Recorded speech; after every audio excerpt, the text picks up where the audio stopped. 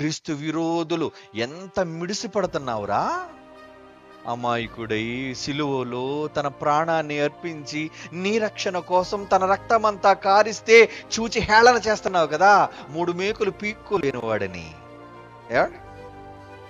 సమాజం ఏమని మాట్లాడుతుంది? 3 మేకులు పీక్కోలేడా? ఒరే, ఆ మేకులు కొట్టించుకున్నది నీ కోసం రా. నువ్వు చేతులతో చేసిన పాపాలుగా పడిందిరా ఆయన చేతులకు శిక్ష. నువ్వు కాళ్ళతో నడిచిన ప్రతి అక్రమమైన మార్గం కోసం పడిందిరా ఆయన కాళ్ళలో శీలలో శిక్ష. నువ్వు తలతో ఆలోచించిన ప్రతి చెడు తలంపుకు ఆయన నెత్తిన పెట్టబడిందిరా ముళ్ళ కిరీటం. నువ్వు పడుకున్న ప్రతి పాపపు పడకల కోసం ఆయన ప్రక్కలో గుచ్చబడిందిరా బల్లెపు పోటు. ఈ మానవ దేహంతో చేసిన ప్రతి నీచమైన కార్యానికి శరీరం అంతా తూట్లుగా కొరడాతో చీల్చబడిందయ్యా. అందులో ప్రేమ నీకు అర్థం కావటం లేదు కదా.